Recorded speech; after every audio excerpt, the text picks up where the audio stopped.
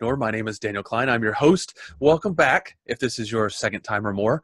Welcome for the first time if this is your first time here. So tonight we're going to be joined by Sara Zalesky, and she is an author. She is a cyclist. She is an all-around entrepreneur, athlete, graced by the presence of the wonderful Marc Dawson. Marc, how's it going, dude? Hey, how's it going, Daniel? I was doing really well until I realized that people can't see me right now. I'm pretty sure. So I'm pretty confident no one can see me. They're just going to have to listen to my smooth tone and my wonderful voice tonight while we interview Sara Zalesky, whose book I have thoroughly enjoyed. Her characterization is wonderful. And it really I told her this last night, it really reminds me of when I was like 12 or 13, I had a bicycle and I was going down to the library with my cool library card, and I was just munching down books, and I was pouring through all these books that were sports in nature, right? And even though this may be marketed as a romance with a female protagonist, I thoroughly enjoyed the sports scenes and the competitive nature of her book. She has a sequel, and she's working on the third. And without further ado, we'd like to go ahead and introduce Sara Zalesky.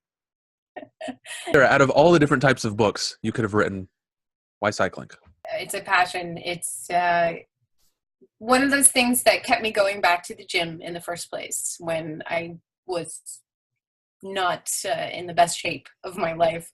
And my husband dragged me to my first indoor cycling class, kicking and screaming. And after that, I just absolutely loved it. And then I started to teach the class, and my master instructor, her name is Jennifer Sage. She was, in the summertime, she would put together these rides based on the Tour de France.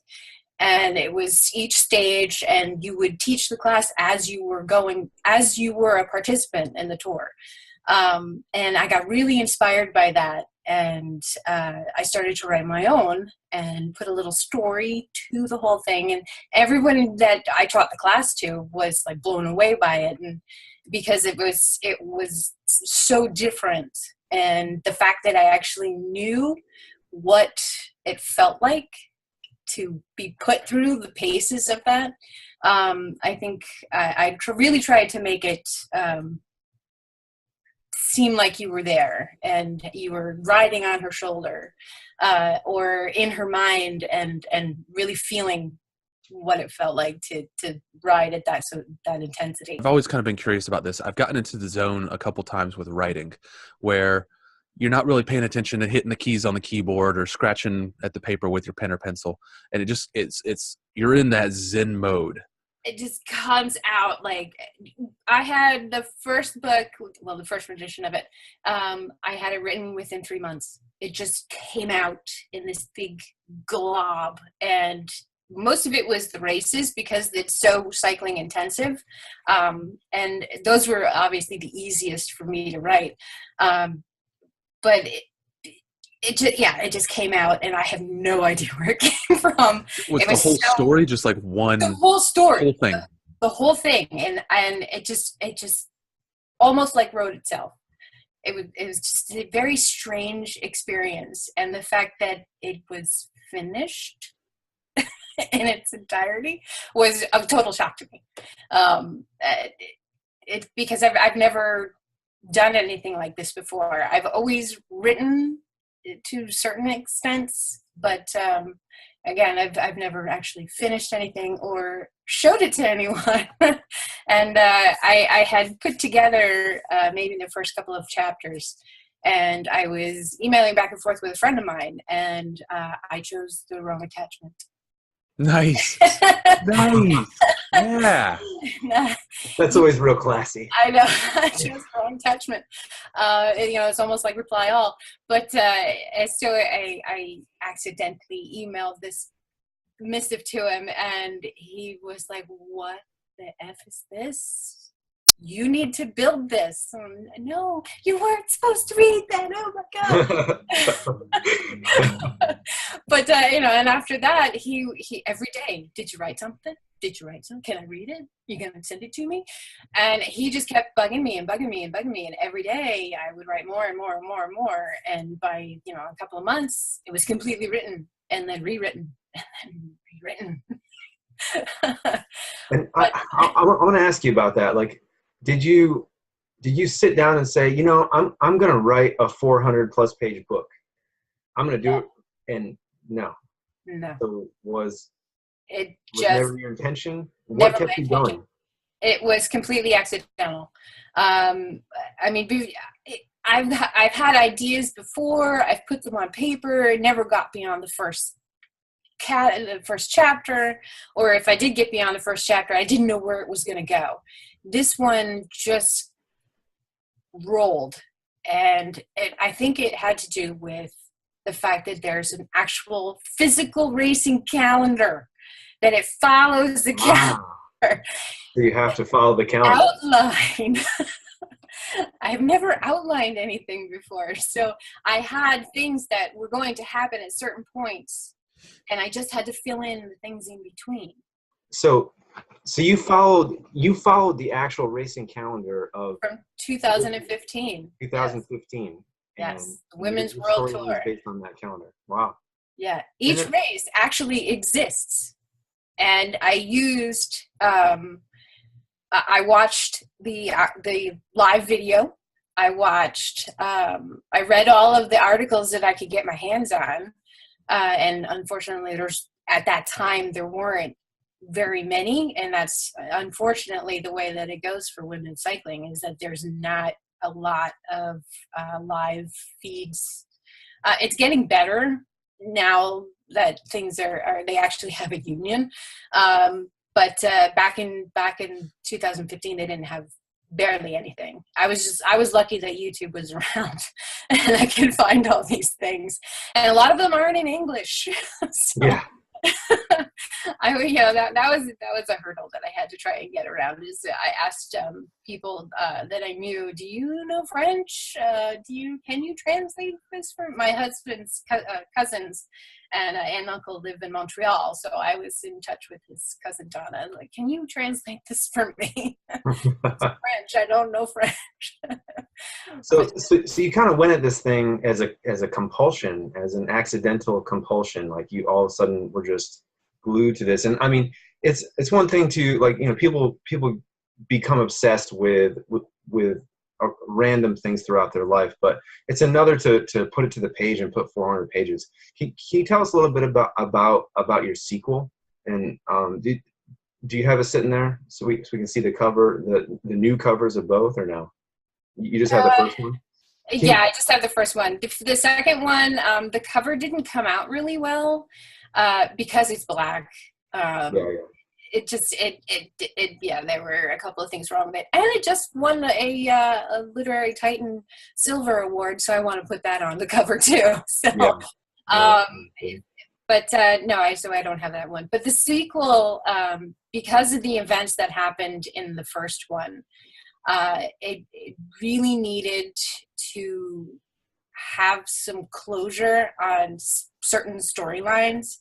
And I really wanted to try and focus on her recovery after what happened to her at the end. Let me ask you about, like, so obviously there's a business aspect to this, right? So you write something, people encourage you to get it out there in the world, that it's good enough to be seen. But as I understand it anyway, and as you understand it firsthand, that this is an oddity, in that there's not really, what genre is it in? It's, Right, it could go in a couple of different ways. It's a very unique series, and traditional publishers are kind of like, oh, I have 172 rejections. Yeah. So tell us a little bit about that. Author becomes, all of a sudden I have to figure out the business aspect of this, and after getting those 172 rejections. Yeah, that was the first one probably hurt the least. The 170th that hurt. I spent the last 3 rejections that I got were after Wheeler won official selection for the new Apple Award for 2017. And I made note of that in my letter, the literary agents, and they still said no. So, I'm still muddling through what to do, when to do it, and still trying to build something. And that's why I kind of focus more on the first book a little bit, because it is an unknown, and the second one just kind of is filler at the moment.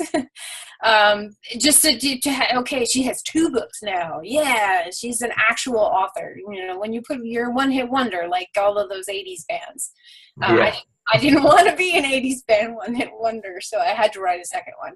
And because I had so much left over, because the first one got a bit too long, and I had to cut it. So I had to cut it somewhere, and I had all of this left over, and I just tried to develop what I thought where the story would go. And the second one doesn't have as much racing in it, and it's definitely a little bit more of the women's fiction, romance, suspense, not so much sports. So there are 2 races, but they're kind of short. And so you work a 9 to 5. You got a side hustle going on where you're teaching the cycling classes. Yes, right? 3 days a week. Yeah. Sometimes you train people, and that will want to compete, or that are that are enthusiasts. Yes. And that kind of thing, and then you're writing, right? And the writing, it sounds like the writing is not, you don't get to choose necessarily. Just you have to do it, right? I have to do it. You have to research. Exactly, especially when I had to research the criminal law. With my full-time job, I'm a paralegal, and I have access to a former district attorney, and my boss, so I get to ask pointed questions. So if he did this, and there's mitigating circumstances of the former relation, what is it going to be? What do you think the jury's going to say? That kind of thing. Beyond that, so your writing requires a lot of research, even though it's fiction. When do you have time, and what kind of pitfalls did you face when you figured out, hey, I'm going to have to go into business for myself to be the authorpreneur, to figure out what's going on out there to get this book out? That has still, it is a lot of hit or miss. At least it has been. I get a lot of emails about, this author did this, and you can make a living from writing if you buy my program for $175, or take this writing class, or take that writing class, or take that marketing class. And it's like, I didn't learn how to become a paralegal by school. So the people that are sending you those emails that are saying, take my class, that's how they're making also their getting money. Emails themselves saying, buy our software that builds classes. Right. It's a big circle. Yeah. And, but then it's like, way back when I was in another edition of myself, I was a photographer. And I worked with a lot of models, young, starting out kind of models, and they were always saying, oh, well, the such and such said that, I need to take classes. And I'm like, you don't need to take classes. You know how to walk.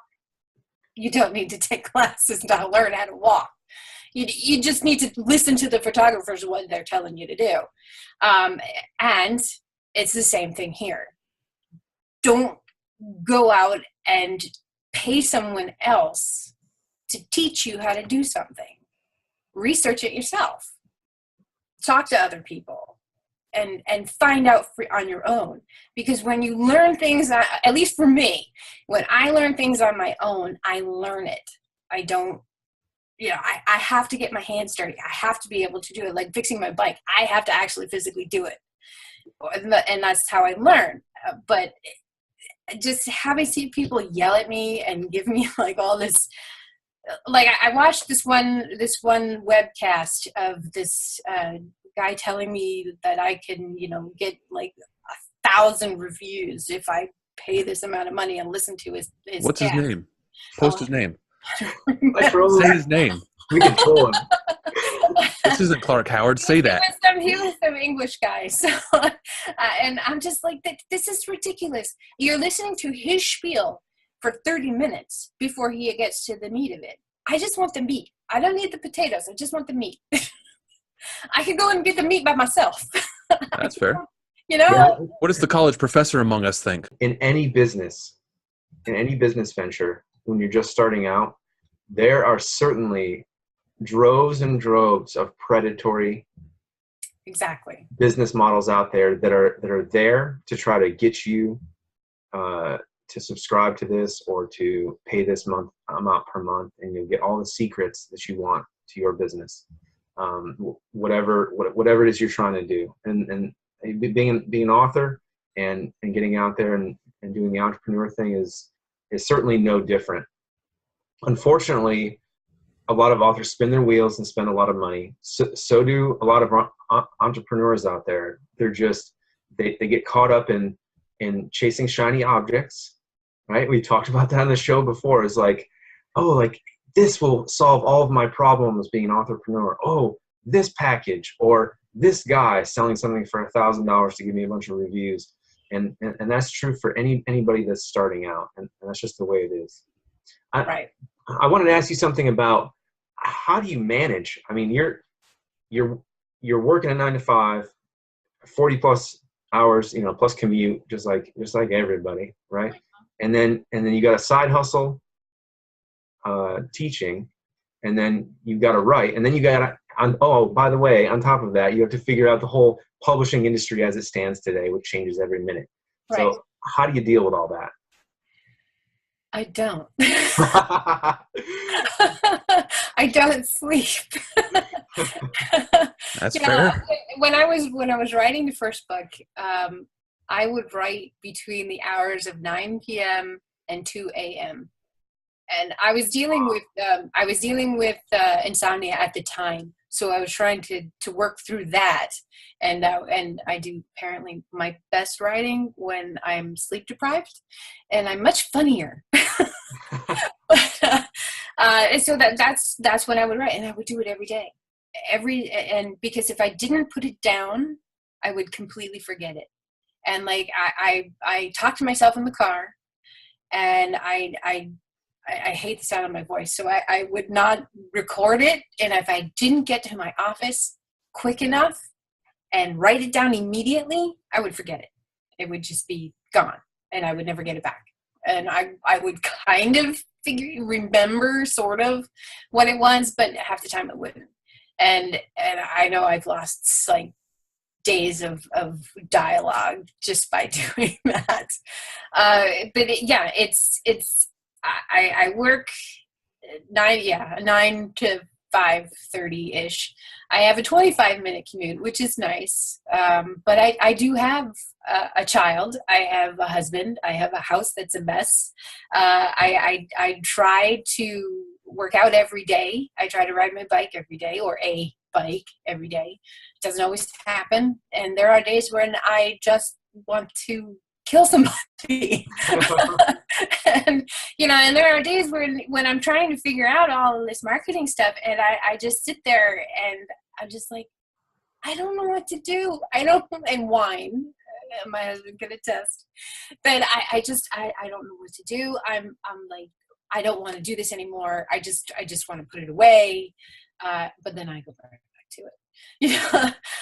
But it's frustrating, because there's no easy answers, and there's no one, just like weight loss, there's no magic pill. You can't just, and it won't happen overnight. And that's the thing, that I have to just keep plugging away, seeing what works, listening to Mark and doing what he says. and just keep trying, and keep trying to build an audience by being somewhat genuine. and being a little bit more organic and working within my community and with I wanted to ask about that. So with your side hustle, it seems like you're tapped into your audience already because you're teaching them and you're cycling and you're living what your character does anyway, and you're living in that world. Like, does that help you at all? It has, to the point where I have about 100 people ready to buy the third book as soon as it gets published. I belong to a Facebook group of these cycling videos. It's a workout videos called the Sufferfest. The Sufferfest. And I am a knight of Sufferlandria. I did 10 videos back to back, 10.5 hours on my bike in my basement. Daniel, you got to get right on that, Daniel. Get right on what? She said she just did 10.5 hours in her basement. 10.5 hours. Yeah. On a what? On a bike. On my bicycle. Why? To prove that I could, because I've been trying for 2 years to do it, and just to say that I accomplished something that was important to me. Part of the reason why we had Sarah on the show is this is kind of a familiar tale, right? You work a 9 to 5, you work a side hustle even. You got a family, you get home, and Sarah, as Sarah can attest, she's doing her passion. She's committing to her entrepreneurial endeavors from 9 to 2, right? Daniel, when do you work on Joseph Studios? Mark, when do you work on Rusty Rose Media? Like, this is, I know that Daniel does. I can attest to him, and I'll let him talk in a minute. But I can tell you right now that this is a very familiar thing. Like, I go to work, and then guess what? I leave work, and then I go to work, and then I get home, and I eat something really fast, and then I do my work. I do my entrepreneurial things, whether it's writing or the publishing industry or filming this, and that's really where I get to be me, and that's where my fun is. So, Daniel, what do you do from 9 to 2? Daniel, do you have insomnia, Daniel? Come on, sit on my couch. Look at my eyes, dude. Does it look like I've been sleeping at all? No.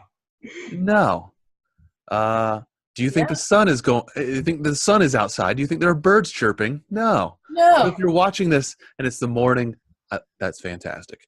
If you're watching this and it's the middle of the day and maybe you're on a lunch break or coffee break and you're like, hey, let's chill out. Let's watch a little Nightly Entrepreneur. First, thank you. Thank you very much. You are awesome. Thank you. Put your comments in the comment section below so I know you're at work. And it's 10 o'clock at night. And we're all doing this after the kids are in bed and the house is not a complete disaster. And I'll be at this until 2 a.m. because I'm at this every night until 2 a.m. And I wake up at 6. Some people think that's late, but I'll put in an hour of work and then I'll head off to other work, right? So, I think the theme that we keep coming back to is what Andrew spoke about last week, where is passion, right? So it's something you have to be passionate about to be able to do it. Like if I wasn't an entrepreneur, let's say I was passionate about something else, smoking. So let's say I'm really into smoking menthol cigarettes and I was super passionate about it. That's something I would dedicate a significant amount of my life to, right? So wake up, have a couple cigarettes, you do what you got to do, but it's about finding your passion and living your dreams. And for us, I think that's building businesses and being entrepreneurs. For others, could be other things. That's right. Yeah, I mean, just thinking about how you wrote a 400-page book in 3 months, and you didn't write a book before. No, I never wrote more than 20 pages. On a schedule based on real events, so a lot of research would have been done. Of course, you're already in that world to some degree, but that I would say that if Andrew were here right now, that's passion right there, right? And because we've talked about the difference between passion versus a hobby, and how, I mean, would you consider this this wonderful book, which I have a wonderful signed copy of the old version that I'm going to cherish forever. Would you consider that a hobby? Question mark.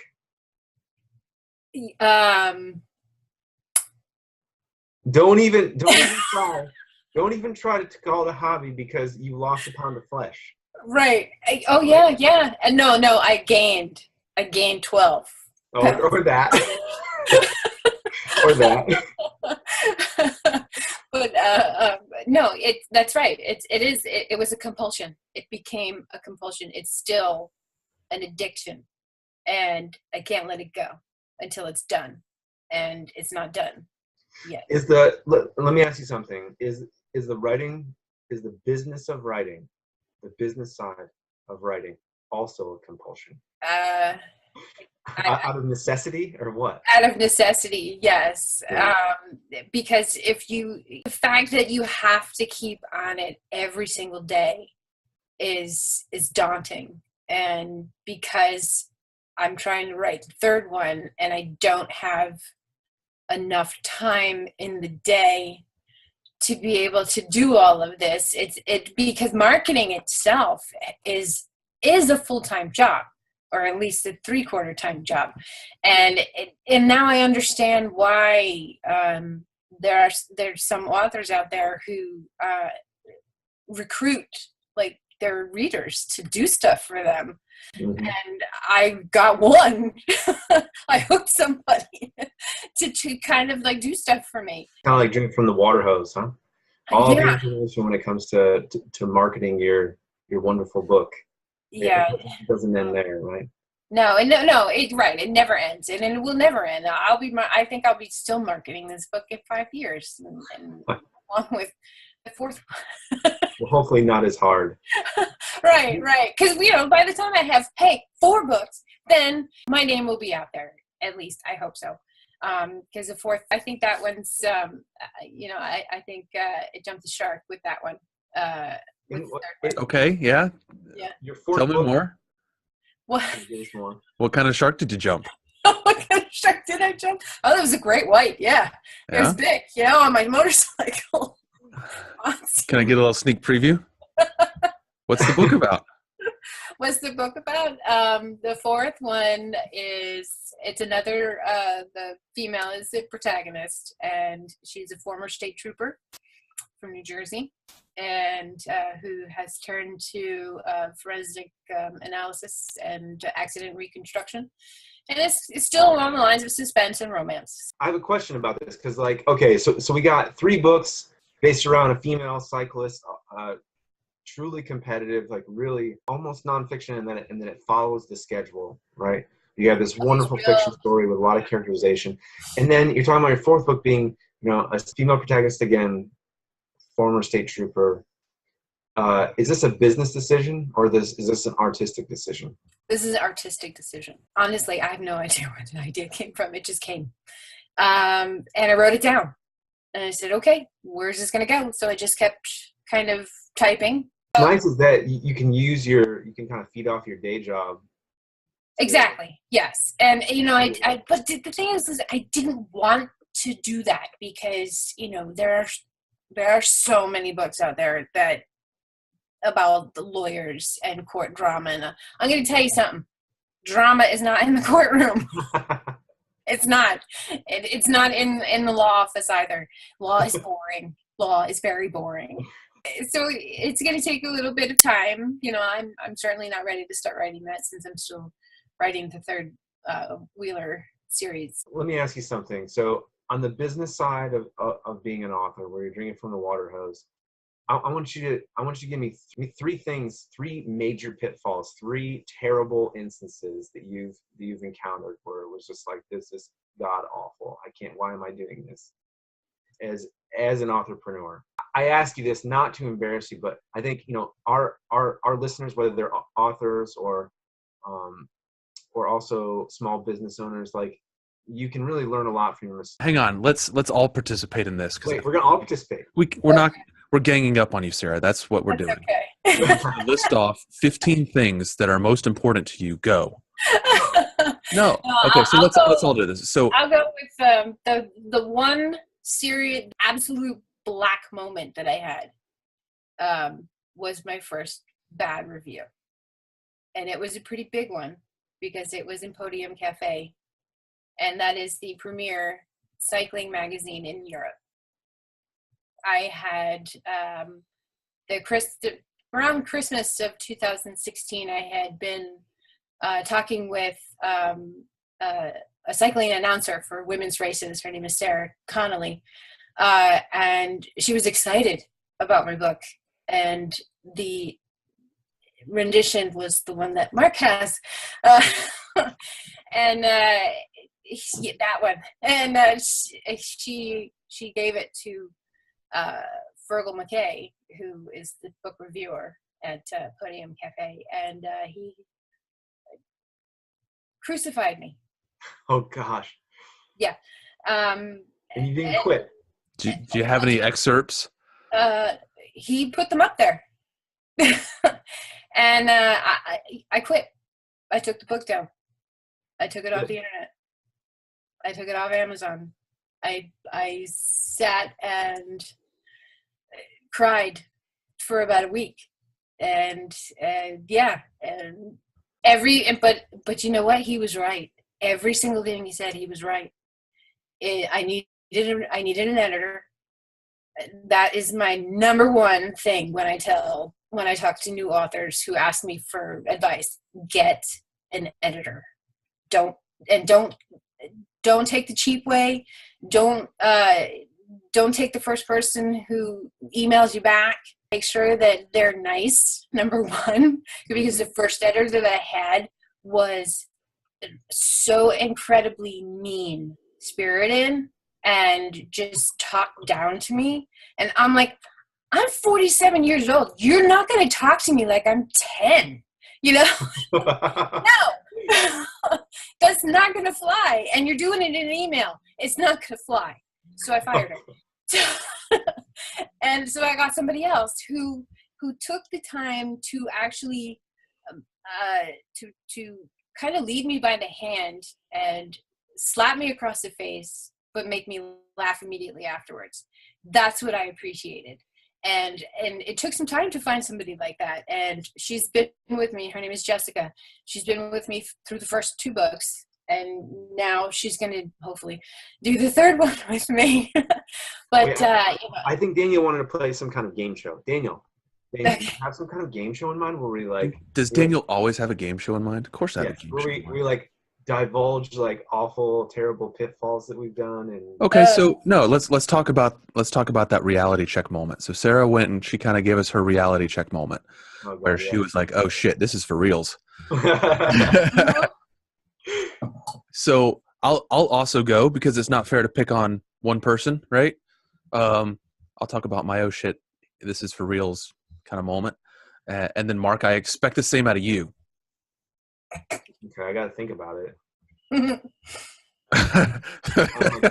You have to think about it. I gotta go way back. I don't know if I'll think of anything.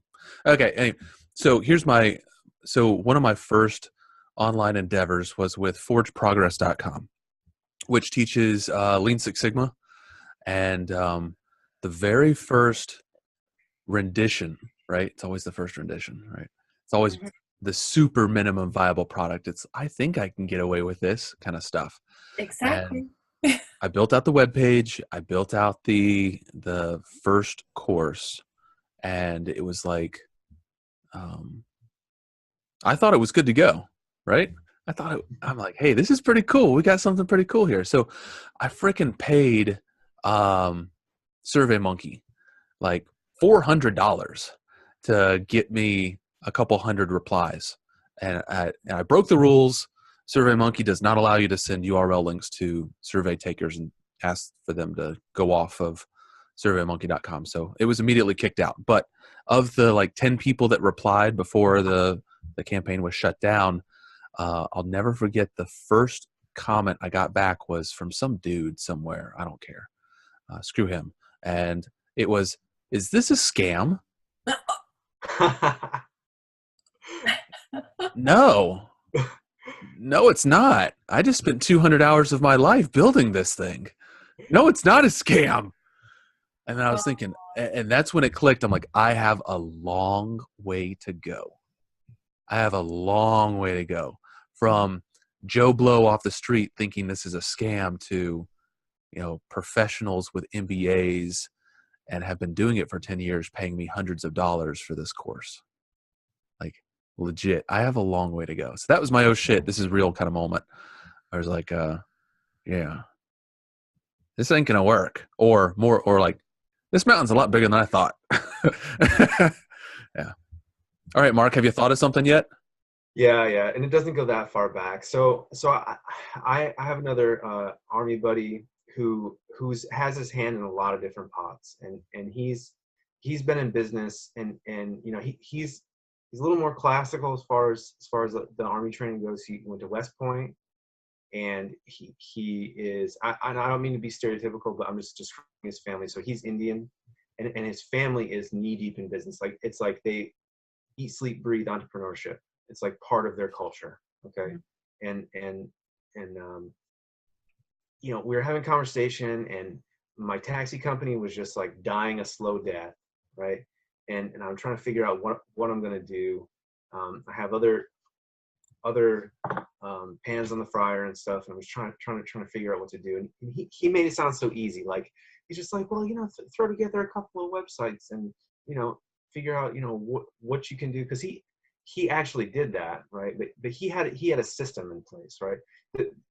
The part that he didn't talk about was, I've been doing this for years.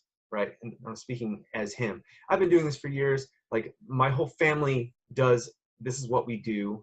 Right. And ever since I came out of deployment and stuff like that, like, all of my large stacks of money have been going towards all of my business endeavors. Right. That's the fine print. But he says, as we're sitting in the Army office, trying to stay out of sight, he says, just throw a couple of websites up, and start a couple of businesses, start a translation service, right? He's like, start a translation service for books and all. And so I'm thinking, like, yeah, I can do this, right? I'm going to start a service for authors that includes translation service, but includes editing, layout and all this stuff. And as if it doesn't exist already. And it did. Obviously, I did some level of market research, not enough. And I kind of bought into his making it sound so easy, but he had the fine print of, I do this all the time. Like, I'm actually doing this all the time. And so I, in one terrible, awful weekend of desperation, put together a Wix site, and it was god awful. It was terrible. No one in their right mind would go there and be like, yes, I want this service.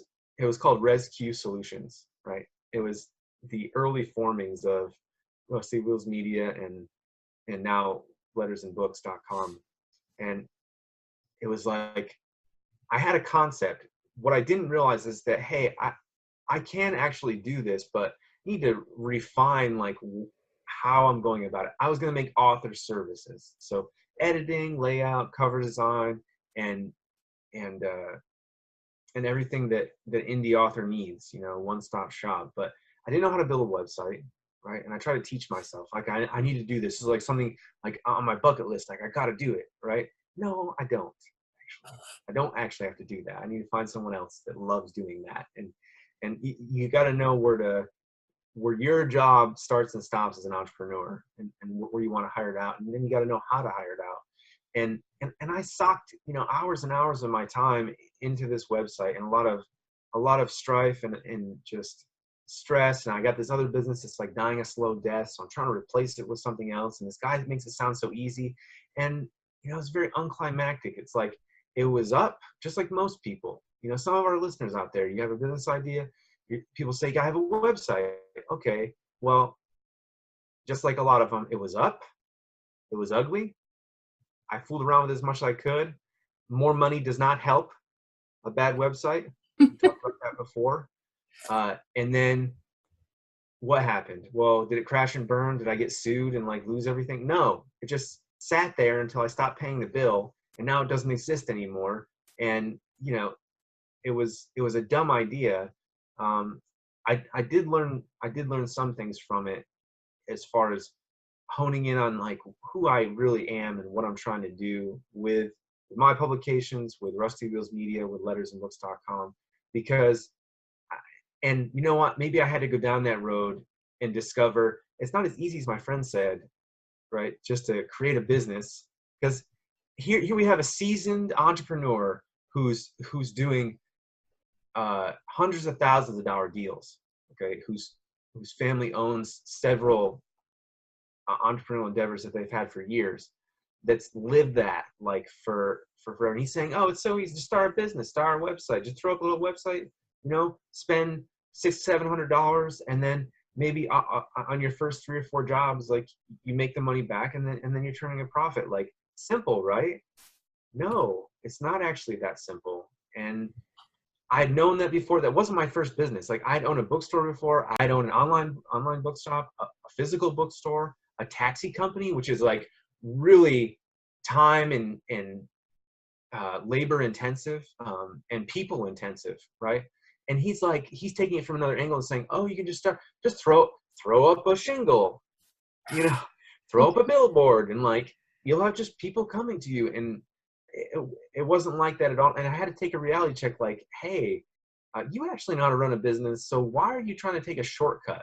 Like, there's no real shortcuts. And I banned myself, like consciously and subconsciously banned myself from starting another website for Rusty Wheels Media, for my vision of having a family publishing company, for the reason of creating something that was word of mouth, like really organic. And I was able to do that. And now obviously, we're going to have a home of lettersandbooks.com, but it was kind of traumatizing for me because it was a time where, I thought I had enough tools to do something like that and to go all out. And I was trying to go all out, but I was really cutting corners, and I was taking advice from a seasoned entrepreneur that knew like how to not necessarily cut the corners, but knew how A plus B equals C, and How to cheat.